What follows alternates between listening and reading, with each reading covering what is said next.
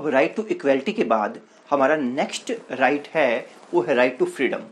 Right to freedom में हम article 19 से लेकर आर्टिकल 22 तक हम कवर करेंगे। अब आर्टिकल 19 क्या कहता है? राइट टू फ्रीडम में पहला ही आर्टिकल 19 आपको 6 तरह की फ्रीडम सिक्योर करता है। प्रोटेक्शन ऑफ 6 राइट्स, आपको 6 राइट्स देने की बात करता है। पहली बात तो आर्टिकल 19 सभी सिटीजन्स पर लगता है, मतलब नॉन सिटीजन पर, जो एलियंस हैं, जो फॉरेनर्स है, जो हमारे देश में रहने के ऊपर नहीं लगेगा। एंड स्टेट के ऊपर लगता है, मतलब अगर स्टेट आपके ये 6 राइट्स वायलेट करने की कोशिश करे, ठीक है, छीनने की कोशिश करे, तो वो स्टेट ऐसा नहीं कर सकता, वो उसका गैर संवैधानिक कदम होगा। मतलब केवल स्टेट के लिए लगता है। अगर कोई दूसरा व्यक्ति आपके 6 राइट्स तोड़ना चाहेगा तो आपके पास कॉन्स्टिट्यूशनल राइट नहीं है, आपके पास लीगल राइट होगा। जो कानून बना हुआ है, कानून के तहत आप कंप्लेंट कर सकते हो, बट संविधान के अंदर ये स्टेट के लिए फंडामेंटल राइट दिया हुआ। आपको फंडामेंटल राइट में वो राइट नहीं आएगा, लीगल राइट में है। कहने का मतलब देखो, कई बार क्वेश्चन आता है पेपर में कि एक आपको स्टेटमेंट दे देगा जो कहीं ना कोई अपराध होगा, आपको बताना होगा कि ये आपका फंडामेंटल राइट है, लीगल राइट है। तो ये जो प्रोटेक्शन ऑफ 6 राइट्स है, जो फ्रीडम के 6 राइट्स हैं, ये 6 राइट्स स्टेट के एक्शन के अगेंस्ट आपको दिए जाएंगे। तो सबसे पहला है freedom of speech and expression, मतलब आपको खुल के बोलने की और अपने विचार एक्सप्रेस करने का अधिकार है। ठीक है ना भैया, आप अपनी जो आपके जो मन की जो भावनाएं हैं, आपके जो ओपिनियन है, वो आप इजीली एक्सप्रेस कर सकते हो। हालांकि इसके अंदर रीजनेबल क्या है, रिस्ट्रिक्शन लगाई जा सकती है। यदि आपकी स्पीच क्या है, थोड़ी भड़काऊ है, या फिर लोगों को गुमराह करने वाली है, दंगे करने वाली है, ऐसी कोई स्पीच है, तो उसके लिए प्रॉपर कानून बनाकर आपको रोका जा सकता है। इसके अलावा जो प्रेस है, प्रेस अपनी बात इजीली कह सकता है। इस तरह की सारी जो फ्रीडम है वो आपको इस पॉइंट के तहत, इस प्रोविजन के तहत आपको मिलेगी। अगला है फ्रीडम ऑफ असेंबली। असेंबली मतलब कुछ लोगों को अगर मिलकर कुछ काम करना है, इकट्ठा होना है, कोई मीटिंग करनी है, दे कैन मीट, वो ऐसा कर सकते हैं। इकट्ठा होना अलाउड है। इकट्ठे होके आप क्या है, प्रोसेशन कर सकते हो, विरोध कर सकते हो, सब चीजें आपको अलाउड है। सरकार के कोई पॉलिसी आपको पसंद नहीं है, आप उसका विरोध कर सकते हो, ये हर चीज आपको अलाउड है इस प्रोविजन के तहत। लेकिन इसमें एक सेक्शन 144 है सीआरपीसी का, क्रिमिनल प्रोसीजर कोड का, जिसमें मजिस्ट्रेट को अगर लगता है कि ये जो लोग कुछ इकट्ठे हो रहे हैं, ये दंगे भड़काने वाले हैं, दंगे भड़का सकते हैं, या फिर ये जो लोग इकट्ठे हो रहे हैं इससे किसी को नुकसान पहुंचाने जा रहे हैं, किसी का मर्डर हो सकता है, कोई फाइटिंग हो सकती है, ऐसा कुछ एक्टिविटी घट सकती है, तो सेक्शन 144 के तहत लोगों को इकट्ठा होने से रोका जा सकता है। ये एक्सेप्शन है। ऐसे ही सेक्शन 141 है इंडियन पीनल कोड का। इसमें क्या है कि जो सरकार है वो क्या है, एक ऑर्डर इशू करती है। वो कहती है कि भाई 5 या उससे ज्यादा बंदे, या यूं कह दो 4 बंदों से ज्यादा, 4 लोगों से ज्यादा लोग इकट्ठे नहीं हो सकते। अगर सरकार को लगता है कि लोग इकट्ठा होके सरकार के कोई कानून का पालन करने से रोकेंगे, ठीक है, और कुछ ऐसा करेंगे जिससे क्या है, सरकारी जो तंत्र है उस पर प्रभाव पड़ेगा, तो सेक्शन 141 के तहत उनको रोका जा सकता है। तो ये फ्रीडम ऑफ असेंबली की एक्सेप्शन है। बाकी आप खुल के मीटिंग्स करो, चाहे अपने प्रोसेशन करो, मार्च निकालो, जो मर्जी करो, आपको अलाउड है। अगला है फ्रीडम ऑफ एसोसिएशन। अगर 2 या 2 से ज्यादा लोग मिलकर अपना कुछ भी काम करना चाहते हैं तो वो कर सकते हैं। जिससे कुछ लोगों ने मिलकर ट्रेड यूनियन बना ली, पार्टनरशिप फर्म बना ली, क्लब बना लिया, सोसाइटी बना ली, ट्रस्ट बना ली, कुछ लोगों का समूह मिलकर कुछ करना चाह रहा है, दे कैन मेक, वो एसोसिएशन बना सकते हैं, आपस में एसोसिएट हो सकते हैं और मिलकर अपना कोई भी काम कर सकते हैं, मिलकर इवन बिजनेस भी कर सकते हैं, उनको कोई नहीं रोकता। गेटिंग। लेकिन मान लो आपने कोई ट्रस्ट बनाया, अब आपने ट्रस्ट बनाया, आप चाहते हो कि मेरा ट्रस्ट एक्ट में रजिस्टर करवा लूं। आपने सोसाइटी बनाई, आप चाहते हो कि सोसाइटीज एक्ट में मेरी सोसाइटी रजिस्टर करवा लूं। आपने फर्म बनाई, आप चाहते हो कि पार्टनरशिप एक्ट में मैं अपनी फर्म का रजिस्ट्रेशन करवा लूं। अगर आप भी रजिस्ट्रेशन करवाना चाहते हो तो इनके जो जो कानून हैं, जैसे societies act, trust act, partnership act, तो उस कानून में जो शर्तें लिखी हुई है उन शर्तों के तहत आपका रजिस्ट्रेशन होगा। आप वो शर्तें पूरी नहीं कर रहे या किसी और कारण से आपको रजिस्ट्रेशन करने से मना कर दिया गया, तो आप इस आर्टिकल के तहत कोई कंप्लेंट नहीं कर सकते। ये आपको रजिस्ट्रेशन की गारंटी नहीं देता, रिकॉग्निशन की गारंटी नहीं देता, ये कहता है आप कर सकते हो ऐसा। फिर वो जिस कानून में लिखा है उस कानून की सहायता लेके आप करिएगा, ये आपको वो गारंटी नहीं देता। मतलब ये आपको एसोसिएशन फॉर्म करने की फ्रीडम देता है, उसको रिकॉग्नाइज करने की पर्टिकुलर कानून में वो फ्रीडम यहां से नहीं मिलेगी, वो आपको उस पर्टिकुलर कानून से मिलेगी। अगला है freedom of movement. Freedom of movement के अंदर क्या है, सॉरी इसमें एक पॉइंट रह गया एसोसिएशन के अंदर कि ट्रेड यूनियंस आप बना सकते हो। अब ट्रेड यूनियंस तो बना ली, आपकी ट्रेड यूनियन ने क्या किया कि हम लोग स्ट्राइक करेंगे और हमारी ये मांगे पूरी होनी चाहिए, मांगे पूरी होनी चाहिए, ये यहां नहीं मिलेगा आपको राइट। मतलब इवन वो तो जो इंडस्ट्रियल लॉ होगा, जो इंडस्ट्रियल लॉ है, इंडस्ट्रियल लॉ के तहत जो स्ट्राइक लॉकआउट के जो कानून बने हुए उनका पालन करना पड़ेगा। हो सकता है इंडस्ट्रियल लॉ में पर्टिकुलर तरीके से स्ट्राइक करने को मना किया गया हो तो आपको रोका भी जा सकता है। तो मतलब स्ट्राइक लॉकआउट करने का अधिकार आपको यहां से नहीं मिलता, ठीक है ना, ये भी एक्सेप्शन में है। अगला है freedom of movement. Freedom of movement का मतलब है कि आप हमारे देश के नागरिक हो, आप पूरे देश में जहां मर्जी घूम फिर सकते हो, जहां मर्जी जाइए, ट्रैवल करिए, आपको कोई नहीं रोकने वाला। फ्रीडम ऑफ मूवमेंट में आपको देश के अंदर ट्रैवल करने की अनुमति दी जाती है। आप कहते हो मुझे देश के बाहर घूमना है, तो उसके लिए आर्टिकल 19 आपको अलाउ नहीं करता, उसके लिए आपको आर्टिकल 21 हम करेंगे, 21 के अंदर इसको कवर करेंगे। आर्टिकल 19 कहते हैं कि आप विद इन कंट्री जैसे मर्जी घूमो, को कोई नहीं रोक सकता, आप हर जगह जा सकते हो। लेकिन इसके अंदर भी रीजनेबल रिस्ट्रिक्शन लगाई जा सकती है। अगर सरकार को लगता है कि एक बारी मूवमेंट रोकनी पड़ेगी, कोई प्रॉब्लम हो सकती है, जैसे कोरोना नाम की बीमारी देश के अंदर फैली। अब कोरोना नाम की बीमारी जब देश के अंदर फैली तो रीजनेबल रिस्ट्रिक्शन लगाई गई, रोका गया कि आप लोग यहां से वहां नहीं घूम सकते, विद इन स्टेट भी एक शहर से दूसरे शहर में जाना अलाउड नहीं है, या एक स्टेट से दूसरे स्टेट में जाना अलाउड नहीं है, बाउंड्री पर रोका जा रहा था, पुलिस वाले खड़े हैं। तो ये क्या है, पब्लिक इंटरेस्ट में अगर कोई ऐसा स्टेप लेना पड़ता है तो लिया जा सकता है। दूसरा, देश के अंदर कुछ ऐसी जगहें हैं जहां कुछ पर्टिकुलर शेड्यूल्ड ट्राइब्स रहती है, कुछ कबीले के लोग रहते हैं, आदिवासी टाइप के लोग रहते हैं, उनका अपना अलग कल्चर है, उनका अपना अलग काम करने का तरीका है। अगर आम जनता वहां पहुंचने लग जाएगी तो उनके कल्चर पर इफेक्ट पड़ेगा, उनके कल्चर को नुकसान पहुंचेगा। इसलिए सरकार पर्टिकुलर शेड्यूल्ड ट्राइब्स के जो एरियाज हैं वहां पर रिस्ट्रिक्शन लगा सकती है कि यहां पर बाकी लोग नहीं आएंगे।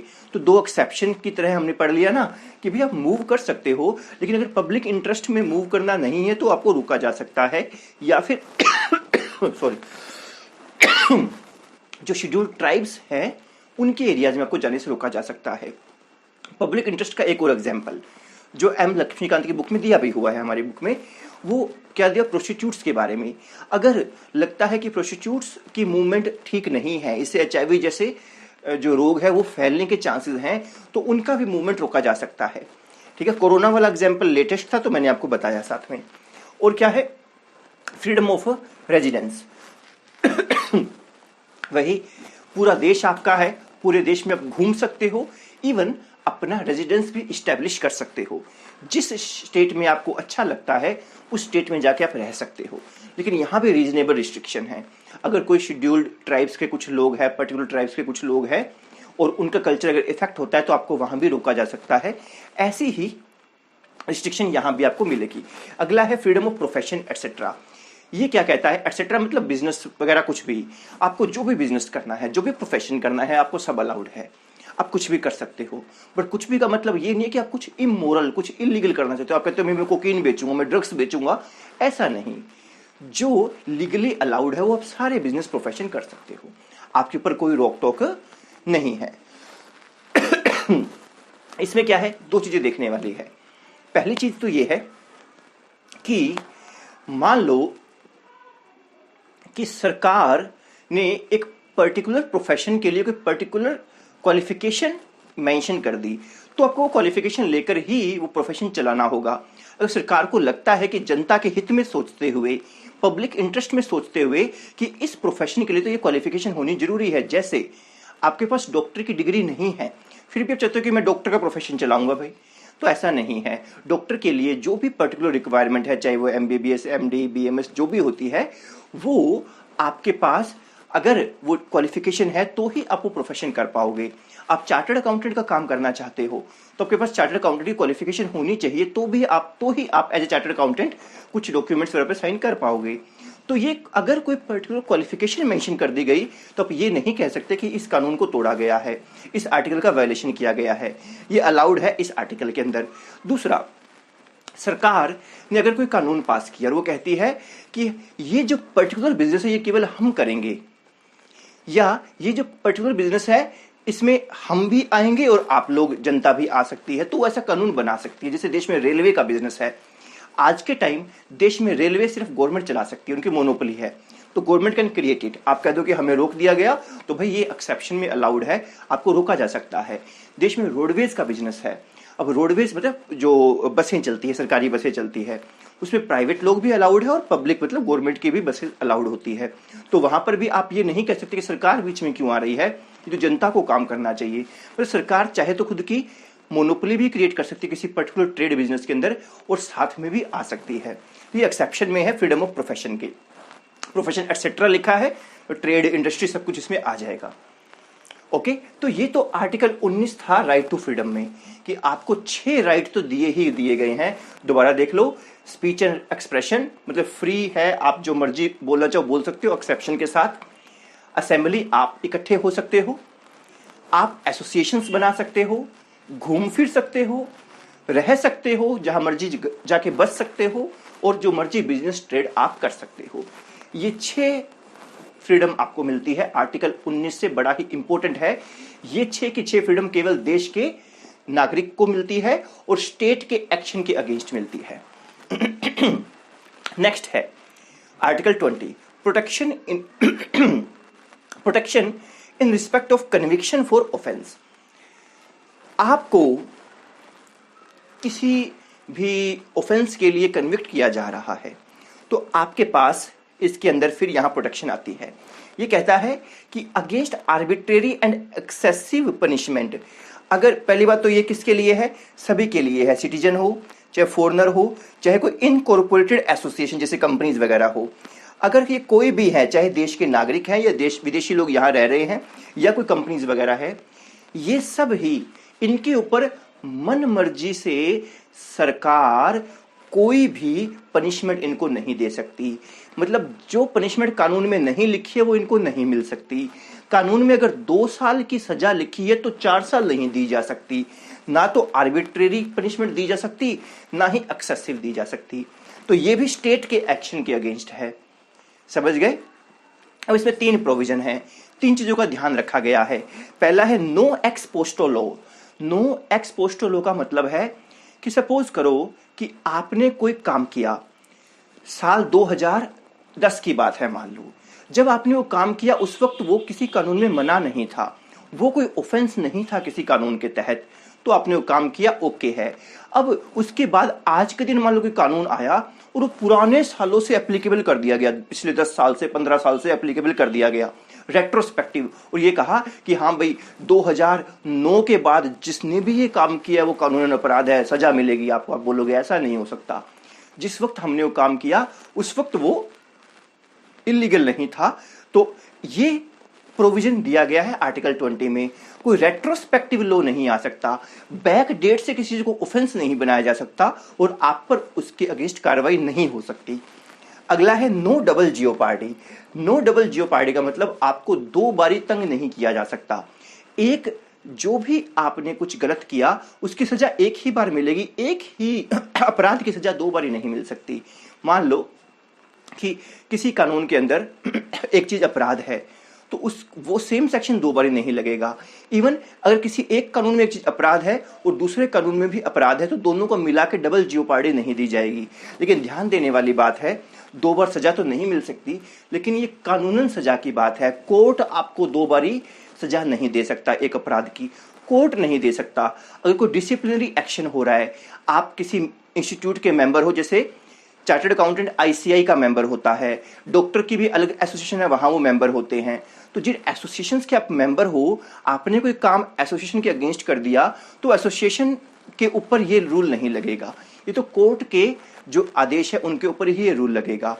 या जो एडमिनिस्ट्रेटिव होती है, जैसे मान लो कोई फौजी है, कोई आर्मी का पर्सन है, तो जो फौज के जो आपस का जो उनका जो सजा देने का जो तरीका है उसके अंदर ये कानून नहीं लगेगा। केवल कोर्ट जो लॉ है, लॉ की एप्लीकेबिलिटी जिस कोर्ट में होती है वहां ये वाला एक्सेप्शन, ये वाली प्रोविजन लगेगा।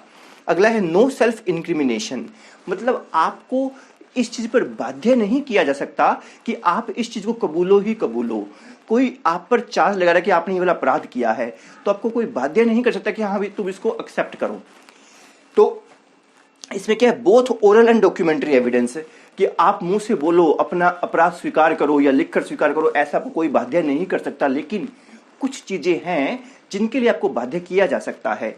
आपको कहा जा सकता है कि ये पेपर्स आपके पास पड़े, प्लीज वो पेपर प्रोड्यूस करो, तो आपसे डॉक्यूमेंट्स क्या है डिमांड किए जा सकते हैं, आपको देने पड़ेंगे। आपको कहा जा सकता है कि अपने फिंगरप्रिंट दो, अपना थंब इंप्रेशन दो, अपना साइन करके दिखाओ, तो ये सब के लिए बाध्य किया जा सकता है। इवन अगर आपके बॉडी पे कोई मार्क है तो एग्जीबिशन ऑफ बॉडी भी इसके अंदर आता है। वो मार्क चेक करना है, या फिल्मों में देखते हो ना तो वो निशान चेक करते हैं, तो वो सब अलाउड है। इसके अलावा आपको अपना जुर्म कबूलना है तो वो अलाउड नहीं। आप देखते हो पुलिस वाले पिटाई करते हैं कई बारी, और जब पिटाई करते हैं तो पिटाई के डर से जो प्रपोज्ड या जो कन्विक्टेड जो है, जिसपे आरोप लगा है, वो बंदा एक्सेप्ट करता है हाँ मैंने किया है, फिर से कोर्ट में ले जाते हैं। कोर्ट में मुकर जाता है कि जी मैंने नहीं किया, फिर कहते पुलिस में तो आपने, वहां स्टेशन में तो आपने एक्सेप्ट किया था, कहते भाई साहब पिटा ही इतना, अपने पे एक्सेप्ट किया। गेटिंग ना? तो ये चीजें हैं। तो भाई मतलब अगर आपको सपोज करो प्रेशर देके आपको हाँ भरवाई गई है तो वो आप उससे बिल्कुल मुकर सकते हो, आपको अलाउड होता है। ये आर्टिकल 20 हो गया। अगला है आर्टिकल 21, बड़ा इंपॉर्टेंट है। कह रहा है protection of life and personal liberty. भी देखो आपको अपनी लाइफ कैसे जीनी है। आपकी लाइफ पीसफुल होनी चाहिए, आपकी लाइफ ऐसी होनी चाहिए जो सच में जीवन, लाइफ का मतलब यहां पर ये नहीं कि एनिमल्स की तरह हमें जीवन जीना पड़ रहा है। भी आपको प्रॉपर हेल्थ फैसिलिटी मिले, आपको प्रॉपर एजुकेशन मिले, प्रॉपर मील मिले, खाना मिले, भोजन मिले, तो ऐसी लाइफ जीने का आपको अधिकार है। और पर्सनल लिबर्टी, आप जो करना चाहो वो आप इजीली कर पाओ, वो इसमें तो विदेश भी जाना है तो इसमें कवर होता है। ये applicable to state and citizen and non citizen, मतलब ये देश के नागरिकों पर भी मिलता है और विदेशियों पर भी ये अधिकार मिलता है। और स्टेट के अगेंस्ट, मतलब स्टेट ऐसा कोई कानून नहीं बना सकती जिससे आपको अपनी लाइफ जीने में प्रॉब्लम आए या पर्सनल लिबर्टी में प्रॉब्लम आए। ये सब आपके अधिकार है।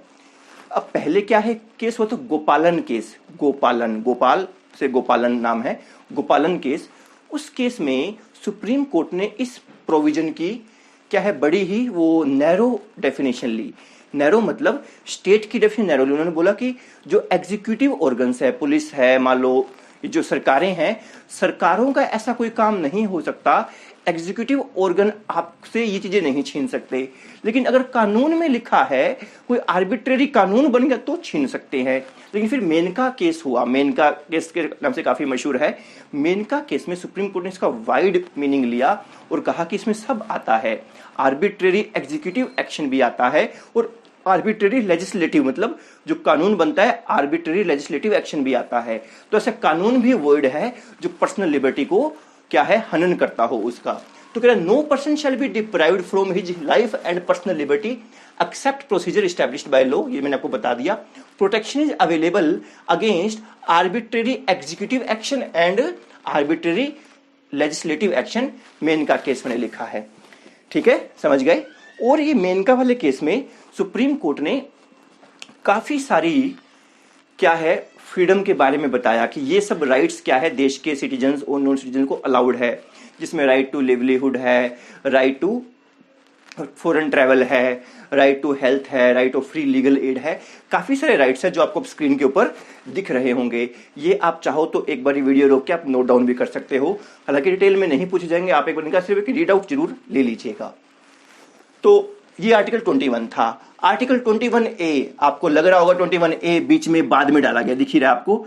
आर्टिकल 21A अमेंडमेंट एक्ट 2002 में डाला गया। ये है राइट टू एजुकेशन, RTE के नाम से मशहूर है। इसके अंदर ये कंपल्सरी किया गया कि देश के अंदर जो बच्चे हैं उनको शिक्षा का अधिकार उनके लिए क्या है जरूरी है। वो अपना शिक्षा का अधिकार मांग सकते हैं, देना पड़ेगा, संवैधानिक अधिकार इसको बना दिया गया। लास्ट है राइट टू फ्रीडम में protection against arrest and detention. ये भी बहुत इंपॉर्टेंट है। अगर किसी को अरेस्ट किया जाता है या डिटेन किया जाता है तो उसके ऊपर ये प्रोविजन है भी क्या अधिकार है उस व्यक्ति के जिसको अरेस्ट कर लिया गया, जिसको डिटेन कर लिया गया। तो दो तरह की डिटेंशन होती है। पहली है प्यूनिटिव डिटेंशन, मतलब आपने कोई अपराध किया, किसी व्यक्ति ने कोई अपराध किया फिर उसको जेल में डाल दिया गया। एक होता है प्रिवेंटिव डिटेंशन, प्रिकॉशनरी मेजर होता है। इसमें क्या होता है कि शक है कि ये व्यक्ति या कुछ जो लोगों का ग्रुप है ये कोई अपराध कर सकते हैं, तो अपराध ना कर पाए तो पहले ही उनको जेल में डाल देना। ये प्रिकॉशनरी मेजर है। ये punish a person who convicted the offence, जो ऑफेंस कर चुका हो उसके लिए है। पहले प्यूनिटिव डिटेंशन, अगर कोई व्यक्ति अपराध कर देता है और उसको जेल में डाल दिया गया तो उसके पास क्या क्या अधिकार है। मतलब अपराध कर देता मतलब उस पर शक है कि उसने अपराध किया, आप देखते हो ना, वो बाकी तो कोर्ट बताएगा अपराध किया नहीं किया। तो इसमें क्या है, सबसे पहला राइट क्या है, right to be informed about ground. अगर आप किसी को जेल में डालते हो तो उसको बताओ क्यों जेल में डाला, उसको इन्फॉर्मेशन देनी जरूरी है, बगैर बताए उसको जेल में नहीं डाल सकते। दूसरा, right to consult and defended by a legal practitioner. जब उसको जेल में डाल दिया तो उसके पास अधिकार है कि वो अपने वकील को कॉल कर सके और अपना वकील क्या है हायर कर सके, भी ऐसा लीगल प्रैक्टिशनर हायर करे जिससे वो कंसल्ट कर सके और उसे डिफेंड कर पाए। Right to be produced before magistrate within 24 hour excluding journey time. Arrest करने के 24 घंटे के अंदर अंदर पुलिस वाले आपको क्या है कहाँ पेश करेंगे, कोर्ट में पेश करेंगे। फिल्मों में देखते हो ना, कई बारी वो ऑफिसर पुलिस वाला कहता है कि इसकी रजिस्टर में एंट्री मत करना। एंट्री करना बहुत जरूरी होता है, बिकॉज जिस समय जिस दिन एंट्री करी उसके 24 घंटे के अंदर अंदर उसे क्या है प्रोड्यूस करना है। एंट्री मत करना मतलब एंट्री मत करो, ठीक है, मतलब हम इसको अपने स्टेशन में थाने में लेके ही नहीं आए, ये लेट एंट्री करो ताकि 24 घंटे से ज्यादा टाइम मिल जाए। तो वो उनकी चाल होती है, बट वैसे नो डाउट ये इलीगल है, बट हम मूवीज में कई बार देखते हैं। तो 24 घंटे के अंदर अंदर मजिस्ट्रेट के पास पेश करना होता है। हाँ, इसमें जर्नी टाइम शामिल नहीं, मान लो थाने से लेकर कोर्ट दूर है, अब कुछ घंटे तो रास्ते में लग गए तो रास्ते वाले टाइम आपको अलाउड नहीं है। इसके अलावा आपको 24 घंटे से ज्यादा आप थाने में किसी को नहीं रख सकते। हाँ, मजिस्ट्रेट ने बाद में आपको अलाउ किया कि आप इसको जेल में डाल दो अगली हियरिंग तक, तो फिर आप उसे रख सकते हो, ठीक है। और ये वाला जो राइट है ये केवल राइट सिटीजन्स के लिए है, एलियंस के लिए नहीं है, विदेशियों के लिए नहीं है, समझ गए। अगला है प्रिवेंटिव डिटेंशन। ये है right of person who is arrested. बिल्कुल, जिस व्यक्ति को आपने अरेस्ट किया है प्रिवेंटिव डिटेंशन के अंदर, ठीक है, तो पहली बात तो डिटेंशन 3 महीने या उससे ज्यादा नहीं हो सकती, उससे कम कम होनी चाहिए। हाँ, अगर एक एडवाइजरी बोर्ड होता है जिसमें हाई कोर्ट के जजेस बैठे होते हैं, हाई कोर्ट के जजेस का जो एडवाइजरी बोर्ड है, अगर वो कहे कि हाँ आप इनको 3 महीने से ज्यादा भी रख सकते हो तो आप उन्हें रख सकते हो। डिटेंशन अदरवाइज 3 महीने या उससे कम कम की होगी, उससे ज्यादा नहीं हो सकती। दूसरा, उसे क्यों किया डिटेन, आपने क्यों उसको डिटेन किया ये भी आपको उसे बताना पड़ेगा। हाँ, अगर ऐसे फैक्ट है जो पब्लिक इंटरेस्ट में उसे बताना जरूरी नहीं है, जनता का नुकसान हो सकता है बताने से, तो आप उनको छुपा सकते हो, अदरवाइज आपको उसे ग्राउंड सारे बताने ही पड़ेंगे।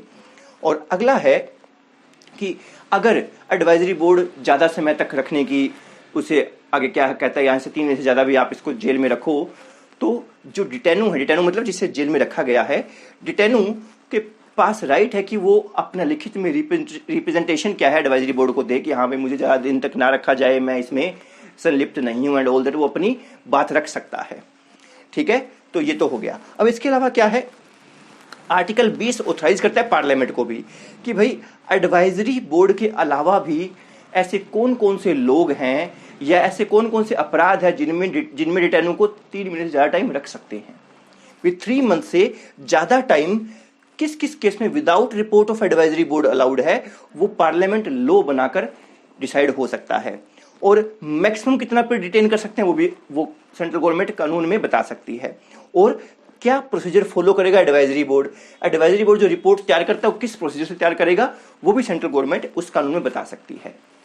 अगर आप एग्जाम्पल लेना चाहो कि प्रिवेंटिव डिटेंशन के अंदर एग्जाम्पल कौन सा है, पोटा का एग्जाम्पल है, प्रिवेंशन ऑफ टेररिज्म एक्टिविटीज, वो एक तरह से प्रिवेंटिव डिटेंशन को अलाउ करता है, ठीक है ना। तो ये हमारा पूरा का पूरा राइट टू फ्रीडम था, मतलब ये हमारा दूसरा फंडामेंटल राइट कंप्लीट होता है यहाँ पर। अब हम करेंगे नेक्स्ट फंडामेंटल राइट है right against exploitation. Article 23 and 24 में ये पूरा का पूरा फंडामेंटल राइट कवर होता है। आर्टिकल 23 क्या कहता है राइट अगेंस्ट एक्सप्लॉयटेशन के बारे में? आर्टिकल 23 कहता है prohibition in traffic in human beings and forced labour. अब ये दो अलग अलग इसमें वर्ड है। फोर्स्ड लेबर तो बड़ा ही सिंपल सा वर्ड है, इसको बेगार भी कहते हैं। फोर्स्ड लेबर का मतलब है कि बगैर रेम्यूनरेशन के किसी से काम करवाना, किसी को बगैर पैसे दिए जबरदस्ती उससे काम करवाना, तो वो एक प्रोहिबिशन कर दिया गया, मना कर दिया गया इस आर्टिकल में। और ट्रैफिक इन ह्यूमन बीइंग, और ह्यूमन बीइंग्स की ट्रैफिकिंग का मतलब है कि ह्यूमन, ये मतलब यहां पे वैसे डिटेल में लिखा हुआ है, ह्यूमन बीइंग्स की ट्रैफिकिंग का मतलब है selling and buying of man, women and children like goods. माल की तरह, गुड्स की तरह, थिंग्स की तरह, आर्टिकल्स की तरह ह्यूमन बीइंग्स का व्यापार करना, जिसको हम देह व्यापार भी कह देते हैं। और immoral traffic in women's and children, जिसमें प्रोस्टिट्यूशन भी शामिल है। वीमेन एंड चिल्ड्रन का अनैतिक तरीके से उसको खरीद बेच करना। और देवदासी का सिस्टम जो पुराने टाइम में मंदिरों में हुआ करता था, अब तो बंद हो गया है। एंड दास प्रथा, दास्ता स्लेवरी जिसको हम बोलते हैं, ये ट्रैफिकिंग इन ह्यूमन बीइंग कहलाता है। तो फोर्स्ड लेबर का मतलब मैंने आपको बता दिया, बेगार, बगैर रेम्यूनरेशन के काम करवाना। और ट्रैफिक इन ह्यूमन बीइंग का भी मैंने आपको मतलब बता दिया। इन दोनों की मनाही की गई है इस फंडामेंटल राइट के अंदर। मतलब देश के अंदर सिटीजन्स के साथ ये इस तरह का व्यवहार नहीं हो सकता। अब ये व्यवहार नहीं हो सकता, ये कैसे अप्लाई करवाया जाएगा?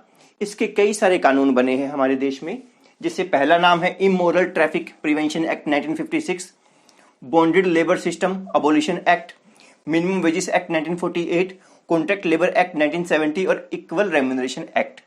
ये कुछ कानून बने हैं जो ये जो ऊपर हमने दो टॉपिक देखे, इनकी देश के अंदर एप्लीकेबिलिटी को देखते हैं। अब इसके एक एक्सेप्शन भी है। एक्सेप्शन है स्टेट को, अपना जो देश की सरकार है वो खुद, अगर जरूरत पड़े पब्लिक इंटरेस्ट में, तो देश की जो सरकार है वो कंपल्सरी सर्विसेज क्या है इंपोज कर सकती है, जिसमें सरकार आपको कुछ पे नहीं करेगी लेकिन आपको काम करना पड़ेगा। जैसे कल को अगर वॉर लाइक युद्ध होता है देश का किसी देश के साथ में और सैनिकों की कमी पड़ती है, तो देश की सरकार ऑर्डर द्वारा हर परिवार से कोई एक सदस्य सैनिक के तौर पर ले सकती है। या पैसे की जरूरत पड़ती है तो देश की सरकारें आपकी तनख्वाहों में से आपसे पैसे ले सकती है।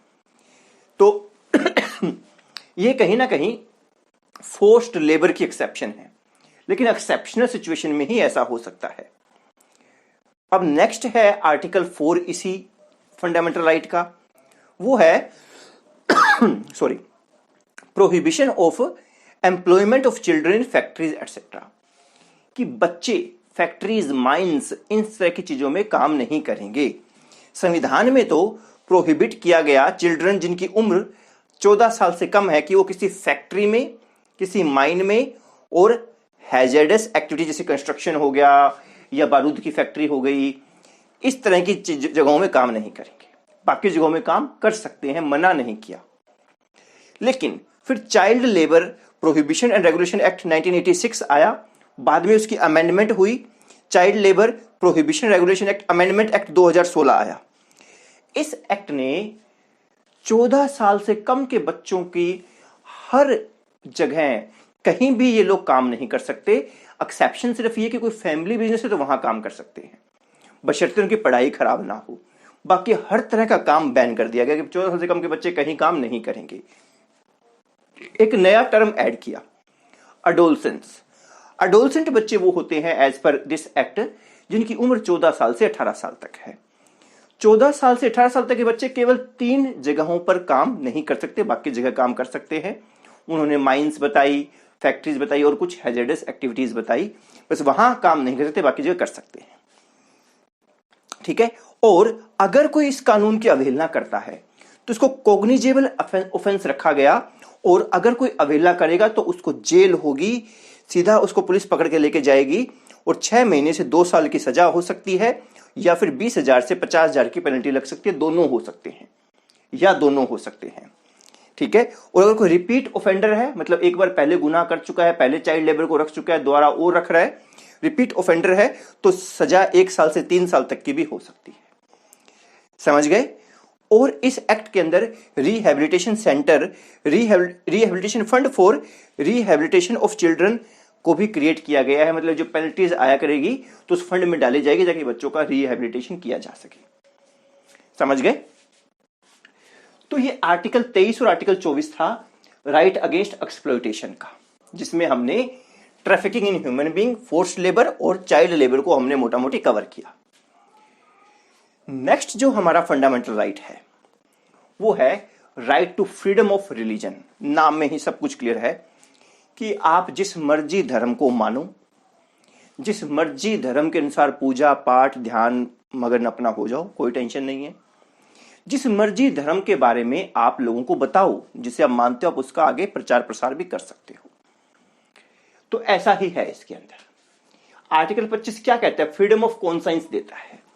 फ्रीडम ऑफ कॉन्साइंस मतलब आप अपने मन के अंदर जिस मर्जी भगवान को याद करो, कोई बाधा नहीं है। आप मन की भावनाओं को जैसे मर्जी मोल्ड करो, जैसे आपको लगता है कि हमें भगवान से कनेक्ट, हमें ऐसे होना है, वैसे हो, नहीं होना तो मत हो, आस्तिक नास्तिक डजंट मैटर। संविधान आपको फ्रीडम देता है पूरी। राइट टू प्रोफेस, आपने एक पर्टिकुलर धर्म को माना और अब आप उसके सबसे पूजा पाठ करना चाहते हो, यज्ञ हवन एंड ऑल दैट सब करना चाहते हो, नमाज पढ़ना चाहते हो, गुरुद्वारा जाना चाहते हो, जैसे आपको करना वैसे प्रोफेस कर सकते हो। सॉरी, राइट टू प्रोफेस मतलब आप पब्लिक को बता सकते हो कि मैं इस पर्टिकुलर धर्म को मानता हूं। राइट टू प्रैक्टिस में जैसे मर्जी आप उसको प्रैक्टिस कर लो, मतलब पूजा पाठ जो तरीका बताया गया है, नमाज पढ़नी है जो तरीका बताया गया है, गुरुद्वारे जाना जो तरीका बताया गया, उस तरीके से आप वो काम कर सकते हो।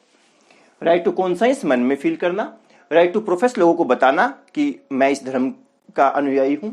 राइट टू प्रैक्टिस, उससे प्रैक्टिस करना। राइट टू प्रोपेगेट, आप उसका प्रोपेगेंडा भी फैला सकते हो, प्रोपेगेशन कर सकते हो, मतलब कि आप दूसरे लोगों को अपने धर्म के बारे में बता सकते हो, अपने धर्म के सिद्धांत बता सकते हो, वो सब भी कर सकते हो। हाँ, लेकिन आप किसी दूसरे को अपने धर्म में कन्वर्जन नहीं करवा सकते, कन्वर्ट करने के लिए बाध्य नहीं कर सकते। ठीक है जी। और इसके अलावा क्या है? ये जो प्रोविजन है ये सिटीजन पर भी लगता है और नॉन सिटीजन पर भी लगता है। और पब्लिक ऑर्डर में अगर सरकार को लगे तो ये जो आपको राइट दिए गए हैं वो रोके भी जा सकते हैं। अगर लगे कि देश के अंदर कुछ प्रॉब्लम हो सकती है तो पर्टिकुलर धर्म के लोगों को पर्टिकुलर टाइम के लिए रोका भी जा सकता है। और जो सिख लोग हैं, इस एक्ट में स्पेशली उन्हें, इस प्रोविजन में स्पेशली उन्हें कृपान रखने की इजाजत दी गई है, बिकॉज वो सिख धर्म का एक मुख्य, एक अभिन्न अंग है। तो अलाउ किया गया। कृपान एक तरह का एक कटार होती है, तलवार टाइप की कटार होती है, समझ लो। तो वो सिख धर्म के अनुयायी लोग अपने साथ रख सकते हैं, उनको अलाउ है। और इस प्रोविजन में बताया गया कि जो हिंदू धर्म है, हिंदू धर्म में सिख, बुद्धिस्ट, जैनिज्म जो है, ये धर्म भी हिंदू धर्म के अंदर ही आते हैं। ठीक है। तो ये आर्टिकल 25 में बताया गया फ्रीडम ऑफ रिलीजन के अंदर। आर्टिकल 26 कहता है कि freedom to manage religious affairs, आप जिस भी धर्म को मानते हो उस धर्म के प्रचार प्रसार के लिए संस्थान का इस्टेब्लिशमेंट कर सकते हो, रिलीजियस एंड चैरिटेबल इंस्टीट्यूशन की आप स्थापना कर सकते हो, उसे मेंटेन कर सकते हो। वो जो रिलीजियस इंस्टीट्यूट है वो अपने नाम पर मूवेबल एंड इमूवेबल प्रॉपर्टी भी खरीद सकता है। और सुप्रीम कोर्ट का जो डिसीजन है कि एक रिलीजियस डिनोमिनेशन, एक पर्टिकुलर पंथ, धार्मिक पंथ कब बनेगा धार्मिक पंथ, इसकी कुछ ना क्वालिफिकेशन बताई सुप्रीम कोर्ट ने, कि ऐसे नहीं कि कुछ लोग मिल गए, उन्होंने बोला कि हमने ये फलाना धर्म बना दिया या फलाना हमारा पंथ बना दिया। उसकी एक पर्टिकुलर क्वालिफिकेशन बताई कि उसमें कलेक्शन ऑफ इंडिविजुअल होना चाहिए who have system of belief doctrine, जिनका सिस्टम ऑफ बिलीफ है which they regard as conducive to their spiritual wellbeing, भी जो उनकी जो स्पिरिचुअल वेलबींग है उसको बढ़ा रहा है, भगवान से जोड़ने में हेल्प कर रहा है, ऐसा उसका सिद्धांत होने चाहिए। और कुछ इंडिविजुअल्स का कलेक्शन होना चाहिए, कॉमन ऑर्गेनाइजेशन होगी, उस पर्टिकुलर जो सिद्धांत बताए गए उनकी एक संस्था होगी। और उसका एक अलग ही नाम होगा। ठीक है, ये सुप्रीम कोर्ट की क्या है, रिलीजियस डिनोमिनेशन की क्या है क्वालिफिकेशंस जो उन्होंने बताई डिसीजन में वो है। और आर्टिकल 27 क्या कहता है right to freedom of religion के अंदर, freedom from taxation for promotion of religion. आप एक पर्टिकुलर धर्म को मानते हो, लेकिन जो उस धर्म के जो भी संस्थान है वो आपसे कंपल्सरी टैक्स नहीं ले सकता, आपको कंपेल नहीं कर सकता कि इतने रुपए का योगदान आपको देना ही पड़ेगा। ये हमेशा आपकी विल पर होना चाहिए। और freedom from attending religious instructions, आप जिस भी धर्म को मानते हो आपको कंपेल नहीं किया जा सकता कि आपको उनकी सत्संग या आपको उनके जो भी धार्मिक कार्यक्रम हैं वो अटेंड करने ही करने हैं, कंपल्शन नहीं होनी चाहिए। ये है प्रोविजन फ्रीडम ऑफ रिलीजन का। आई होप आपको ये समझ में आया होगा। अब हम करते हैं नेक्स्ट प्रोविजन। अब हमारा सेकंड लास्ट जो फंडामेंटल राइट है वो है cultural and educational rights. Article 29 and article 30 इसको कवर करते हैं। अब आर्टिकल 29 क्या कहता है, protection of interest of minorities, minorities के इंटरेस्ट को प्रोटेक्ट करना। माइनॉरिटीज वर्ड को हम एक बार हाईलाइट कर लेते हैं, देखते हैं इसका कोई मतलब निकलता है या नहीं निकलता इस आर्टिकल में। अब इस आर्टिकल में फर्स्ट प्रोविजन क्या कहता है, दो प्रोविजंस में ये आर्टिकल डिवाइड है एक्चुअली। तो पहला प्रोविजन कहता है any section of citizen residing in any part of India having distinct language, script और culture of its own shall have the right to conserve the same. देखो इसको सिंपल भाषा में समझो, इस पूरे प्रोविजन में कहीं तुम्हें माइनॉरिटी वर्ड दिख रहा है? कहीं भी माइनॉरिटी वर्ड नहीं है। ये सेक्शन, ये प्रोविजन कहता है कि सिटीजन्स का कोई भी सेक्शन, छोटा बड़ा कोई भी हो सकता है, सिटीजन का कोई भी सेक्शन जो भारत के किसी भी हिस्से में रहता हो, जिसकी अलग लैंग्वेज है, जिसकी अलग स्क्रिप्ट है या जिसका अलग कल्चर है, उसके पास अधिकार है कि वो अपनी लैंग्वेज, अपना कल्चर, अपनी स्क्रिप्ट अलग से उसको कंजर्व करने के लिए कोशिश कर सकता है, उसको अधिकार है। अब ये सुप्रीम कोर्ट ने भी स्पेसिफिकली कहा कि यहां पर सेक्शन ऑफ सिटीजन कहा गया है, यहां पर माइनॉरिटीज की बात नहीं हो रही। तो यहां पर मेजोरिटी भी इसमें आ सकते हैं। अगर मेजोरिटी लोगों को लगता है कि उनका कल्चर, उनकी स्क्रिप्ट खतरे में है, तो वो भी इस आर्टिकल का फायदा ले सकते हैं, वो उसको कंजर्व करने के लिए कदम उठा सकते हैं इसी आर्टिकल के अंडर। समझ गए? तो ये माइनॉरिटीज वर्ड यहां तो सूटेबल नहीं है। ओके, अगला प्रोविजन क्या कहता है? अगला प्रोविजन कहता है कि नो सिटीजन, भारत का कोई भी नागरिक, shall be denied admission into any educational institute funded by wholly or partly by state on ground of religion, race, caste और language। इसमें सेक्स वर्ड नहीं आया, इसमें केवल 4 वर्ड आए। देखो आपने ना डिस्क्रिमिनेशन वाला आर्टिकल भी पढ़ा था, उसमें एक जगह 5 आए, एक जगह 6 आए, यहाँ पर ओनली 4 क्या है कीवर्ड आए हैं।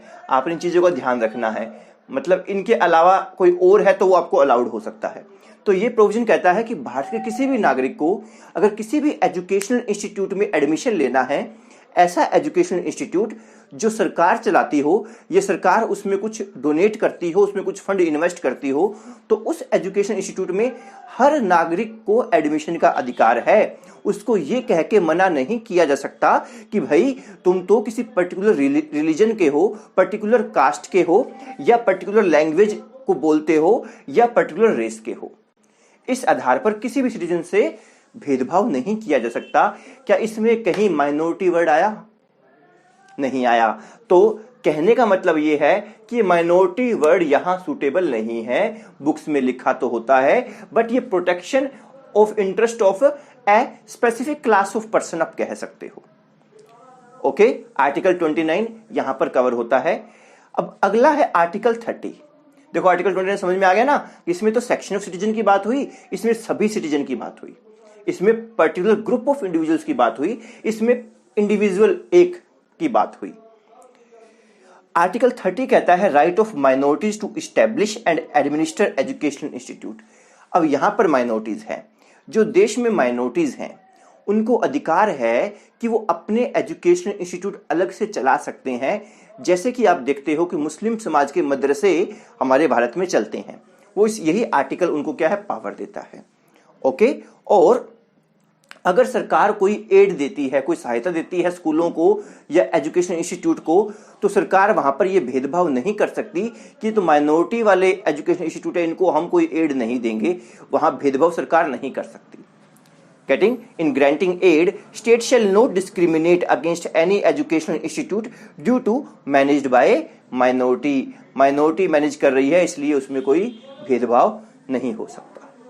तो ये कल्चरल एंड एजुकेशनल राइट्स का आर्टिकल 29 आर्टिकल 30 में हमने कवर किया। ये हमारा सेकंड लास्ट फंडामेंटल राइट था। अब हम कर लेते हैं जल्दी से लास्ट फंडामेंटल राइट भी। देखो आर्टिकल 29-30 यहां कवर हुए। आर्टिकल 31 है वो अबोलिश हो चुका है, वो राइट टू प्रॉपर्टी का था। तो आर्टिकल 31 आज के दिन नहीं है, सीधा आर्टिकल 32 है जो है राइट टू कॉन्स्टिट्यूशनल रेमेडीज। ये जो आर्टिकल है इसे संविधान की सोल कहा गया। इस आर्टिकल को संविधान का हार्ट भी कहा गया। ये कहा गया कि अगर ये आर्टिकल नहीं होता तो पूरा संविधान ही नल हो जाता, नलिफाई हो जाता। गेटिंग? क्यों कहा ऐसा? बिकॉज यही एक आर्टिकल है जो आपको मौलिक अधिकार देता है कि अगर आपके बाकी मौलिक अधिकार, अगर आपके बाकी फंडामेंटल राइट्स का हनन होता है, then you can go to Supreme Court directly. ये कोर्ट जाने की आपको पावर देता है। आपने इससे पहले जो फंडामेंटल राइट पढ़े हैं, अगर आपका हनन हो जाता है, अगर आपसे कुछ गलत होता है तो आप सुप्रीम कोर्ट जा सकते हो। यही आर्टिकल 32 आपको सुप्रीम कोर्ट जाने की पावर देता है। आप चले गए सुप्रीम कोर्ट, फिर सुप्रीम कोर्ट रिट इशू करेगा। आपने अपील लगाई, ठीक है, आपने अपना पिटीशन फाइल किया, फिर सुप्रीम कोर्ट आदेश पारित करेगा। आदेश को हम रिट कह देते हैं। आदेश के कई सारे नाम हैं, जैसे एक तो रिट ऑफ हैबियस कॉर्पस, ये ना सारे अलग लैंग्वेज के वर्ड है, इंग्लिश के नहीं है। Writ of certiorari, writ of mandamus, writ of quo warranto, ये आपको अलग अलग से नाम लग रहे होंगे। ये सारे अभी हम पढ़ेंगे भी कि इनका मतलब क्या होता है। अभी आप ये समझ लीजिए कि अलग अलग तरह के आदेश हैं। ये ऐसे आदेश हैं जो आपके फंडामेंटल राइट जो वायलेट हुए हैं उनको रिस्टोर करने के आदेश सुप्रीम कोर्ट देगा। इनके तहत ये आदेशों के नाम हैं। क्या है अभी हम समझते हैं थोड़ी देर में। समझ गए? तो हालांकि पार्लियामेंट को आर्टिकल 32 पावर देता है कि ठीक है, सुप्रीम कोर्ट के पास तो पावर है ही रिट इशू करने की, पार्लियामेंट चाहे तो किन्हीं और कोर्ट को भी ऑथराइज कर सकता है रिट इशू करने के लिए। आपको मैं बता दूं, हाई कोर्ट्स के पास ऑलरेडी पावर है रिट इशू करने की। हालांकि वो फंडामेंटल राइट में नहीं है, आर्टिकल 226 है। आर्टिकल 226 है जो हाई कोर्ट को एम्पावर करता है। हाई कोर्ट भी रिट इशू कर सकता है, अभी हम देखते हैं उसको भी। But high Court writ issue करे ऐसा फंडामेंटल राइट नहीं है। फंडामेंटल राइट तो आर्टिकल 32 है जो सुप्रीम कोर्ट को पावर देता है।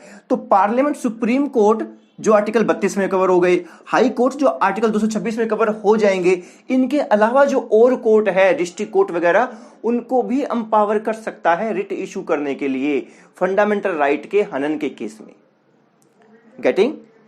तो अब हम आते हैं सुप्रीम कोर्ट का आर्टिकल 32 जो फंडामेंटल राइट के अंडर आता है, और हाई कोर्ट का आर्टिकल 226। ये दोनों की रिट में क्या फर्क है, दोनों फंडामेंटल राइट के लिए कौन से आदेश दे सकते हैं। सबसे पहला, अगर कोई रिट लगाता है सुप्रीम कोर्ट में कि भाई मेरे फंडामेंटल राइट्स का वायलेशन हुआ है तो प्लीज मेरी सुनवाई की जाए, सुप्रीम कोर्ट को आपकी रिट एक्सेप्ट करनी ही होगी। बिकॉज ये आपका फंडामेंटल राइट है। आर्टिकल 32 आपको फंडामेंटल राइट देता है, you can go to Supreme Court, Supreme Court has to accept. लेकिन अगर आप रिट लगाते हो हाई कोर्ट में और हाई कोर्ट को अगर ठीक ना लगे तो वो मना कर सकता है, वो रिफ्यूज कर सकता है। बिकॉज हाई कोर्ट जाना आपका फंडामेंटल राइट नहीं है। अगर उसको ठीक लगे तो मना, ठीक ना लगे तो मना कर सकता है हाई कोर्ट, और सुप्रीम कोर्ट नहीं मना कर सकता बिकॉज आपका फंडामेंटल राइट है। अगला, सुप्रीम कोर्ट जो रिट इशू करेगा वो सिर्फ और सिर्फ फंडामेंटल राइट्स के हनन के केस में ही करेगा। अगर फंडामेंटल राइट्स आपके वायलेट हुए हैं तो ही सुप्रीम कोर्ट रिट इशू कर सकता है। हाई कोर्ट जो रिट इशू करेगा, फंडामेंटल राइट का हनन हुआ है तो रिट इशू कर ही सकता है। कोई लीगल राइट और कोई केस है और कोई कोई आपको प्रॉब्लम आई है सिविल केसेस या क्रिमिनल केसेस में, तो उन केस में भी हाई कोर्ट रिट इशू कर सकता है। High Court can issue writ for other purposes too. तो मतलब इस प्रोविजन के अगर देखें तो हाई कोर्ट का एरिया वाइड हो गया, उसका स्कोप ज्यादा हो गया। नेक्स्ट देखो, सुप्रीम कोर्ट आपको पता है पूरे भारत का एक ही सुप्रीम कोर्ट है, पूरा भारत सुप्रीम कोर्ट के अंडर आता है। तो सुप्रीम कोर्ट का जो जुरिस्डिक्शन है वो तो पूरा का पूरा इंडिया हो गया। पूरे इंडिया के अंदर अगर किसी का भी फंडामेंटल राइट वायलेट होता है देन ही और she can go to High Court, sorry Supreme Court. तो सुप्रीम कोर्ट के अंदर तो पूरा का पूरा इंडिया आ गया। वहीं हाई कोर्ट एक स्टेट का पर्टिकुलर होता है, या कुछ केसेस में 2 स्टेट का ज्वाइंट भी होता है। तो हाई कोर्ट की जुरिस्डिक्शन जितनी है उतने एरिया के अंदर ही हाई कोर्ट रिट इशू कर सकता है। वहीं Supreme Court can issue writ for the whole territory of India. तो अगर इस पॉइंट को देखें तो सुप्रीम कोर्ट का स्कोप ज्यादा हो गया, हाई कोर्ट का कम हो गया। तो ये डिफरेंस है आर्टिकल 32 के अंदर सुप्रीम कोर्ट की पावर और आर्टिकल 226 के अंदर हाई कोर्ट की पावर। हालांकि हाई कोर्ट की आर्टिकल 226 हम डिटेल में पढ़ेंगे आगे, अभी एक बारी इसके साथ लिंक करता है इसलिए हमने पढ़ा। अब हम देखते हैं कि जो रिट्स होती है हैबियस कॉर्पस, सर्टियोरारी, मैंडामुस क्वो वारंटो, ये क्या है। दोस्तों रिट्स में है अब पहली रिट हमारी रिट ऑफ हैबियस कॉर्पस।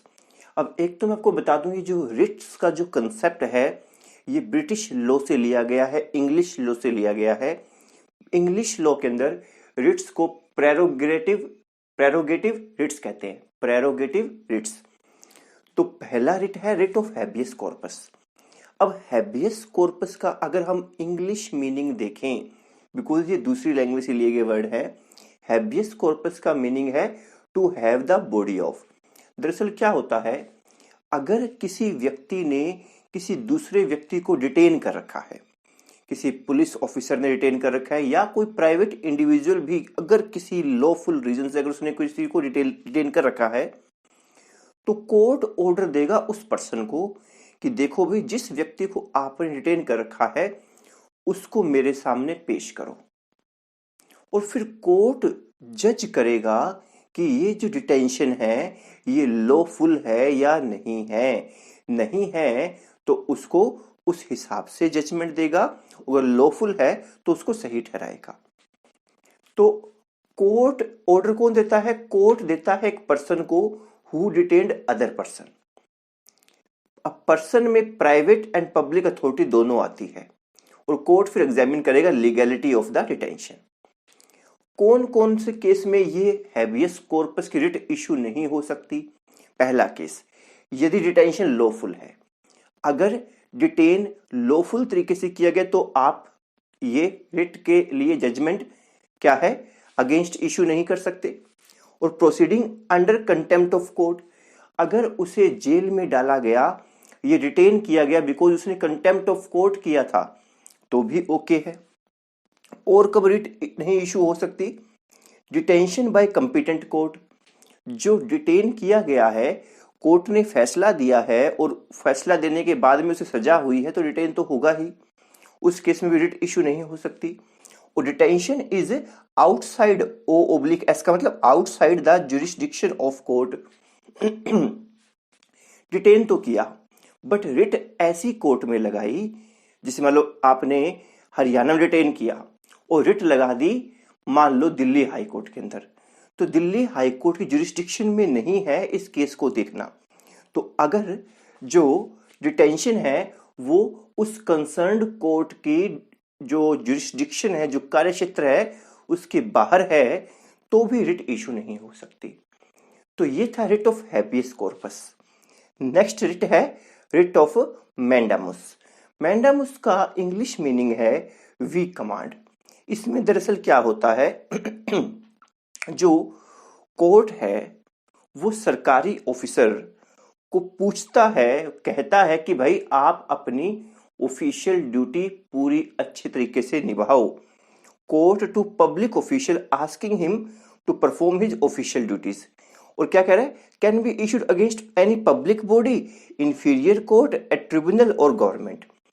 अब कोर्ट अपने नीचे के कोर्ट को भी ऑर्डर दे सकता है, एनी पब्लिक बॉडी किसी सरकारी बॉडी को भी ऑर्डर दे सकता है, ट्रिब्यूनल को भी ऑर्डर दे सकता है और गवर्नमेंट के किसी और ऑफिसर को भी ऑर्डर दे सकता है।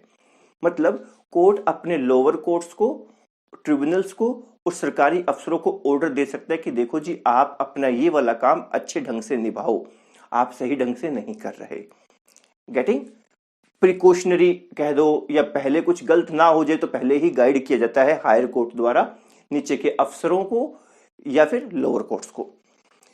ये रिट कब नहीं इशू हो सकती? ये रिट प्राइवेट इंडिविजुअल के अगेंस्ट इशू नहीं हो सकती। डिपार्टमेंटल इंस्ट्रक्शन, जो सरकारी दफ्तर है, वो अफसर लोग जो आपस में जो इंस्ट्रक्शन जो करते हैं, उस केस में भी ये इशू नहीं हो सकती। और अगर वो जो ड्यूटी निभाने का आप कह रहे हो, अगर ऑफिसर के लिए ड्यूटी डिस्क्रिशनरी है तो भी, डिस्क्रिशनरी मतलब ऐच्छिक है, लिखा हुआ है रूल में, लॉ में, कि वो ड्यूटी निभाए ना निभाए उसकी इच्छा पे डिपेंड करता है, तो फिर आप उसे कंपेल नहीं कर सकते। और कॉन्ट्रेक्चुअल ऑब्लिगेशन, अगर कॉन्ट्रेक्चुअल कॉन्ट्रैक्ट्स वाला केस है तो उसमें आप ऑर्डर नहीं कर सकते। भी मान लो दो व्यक्तियों के बीच में कॉन्ट्रैक्ट है और कॉन्ट्रैक्ट के तहत कोई एक बंदा ड्यूटी नहीं निभा रहा, तो वो फिर कोर्ट, जो कॉन्ट्रैक्ट का ब्रीच होगा, कोर्ट उस केस में सीधा जाके क्या है, रिट नहीं इशू कर सकता। वो तो जब कोर्ट केस हो उसके अंदर उस हिसाब से जजमेंट आएगी। और प्रेसिडेंट गवर्नर के अगेंस्ट कोई रिट इशू नहीं हो सकती, और हाई कोर्ट के चीफ जस्टिस के अगेंस्ट भी रिट इशू नहीं हो सकती। अगली रिट है प्रोहिबिशन की। इसमें हायर कोर्ट, लोअर कोर्ट या ट्रिब्यूनल, लोअर कोर्ट या ट्रिब्यूनल, सरकारी ऑफिसर नहीं, हायर कोर्ट लोअर कोर्ट या ट्रिब्यूनल को क्या है, मना करता है अपने कार्य क्षेत्र से बाहर जाने के लिए। अगर हायर कोर्ट को लगता है कि कोई उसके नीचे का कोर्ट है या ट्रिब्यूनल है, किसी केस को इस प्रकार कर रहा है कि जो उसके कार्य क्षेत्र में नहीं आता है, गेटिंग, तो वो उसको रोक देगा कि भाई ये वाला काम मत करो, उसको बचाएगा उस गलत काम को करने से। सर्टियोरारी है टू बी सर्टिफाइड और टू बी इन्फॉर्म्ड। इसमें क्या है, हायर कोर्ट लोअर कोर्ट या ट्रिब्यूनल को ही ऑर्डर इशू करता है और क्या कहता है कि देखो जी, तुम्हारे पास ये जो केस चल रहा है ना, ये केस आप मुझे ट्रांसफर करो। उससे केस लेकर अपने पास ले लेता है। या अगर किसी लोअर कोर्ट या ट्रिब्यूनल ने कोई ऑर्डर दे चुका है तो उसका ऑर्डर क्वैश कर सकता है, मतलब उसको खत्म कर सकता है। गेटिंग? और इवन ये जो सर्टियोरारी है, ये जो एडमिनिस्ट्रेटिव अथॉरिटीज हैं, उनको भी इशू की जा सकती है ये रिट। समझ में आया? इसमें तो पहले मना करता कि भाई अपने कार्य क्षेत्र से बाहर मत जाओ, पहले ही कंट्रोल कर लेगा। इसमें बाहर जा चुका है मान लो, तो उससे केस वापस ले लेना या उसके दिए गए ऑर्डर को स्क्वैश कर देना, वो सब शामिल है। लास्ट रिट है क्वो वारंटो। इसका इंग्लिश मीनिंग है बाय व्हाट अथॉरिटी और व्हाट वारंट। तुमने ये जो पद हासिल किया किस अथॉरिटी से किया? दरअसल ये कोर्ट इशू करता है किसी व्यक्ति को जो सरकारी नौकरी पर बैठा है, सरकारी ऑफिस पर बैठा है, सरकारी पद पर बैठा है, और पूछता है कि क्या आप इसके लिए एलिजिबल हो या नहीं हो तो उसे प्रूव करो। It is issued by court to inquire into the legality of claim of a person to public office. Public office के लिए उसका जो क्लेम है उसकी लीगैलिटी चेक करता है।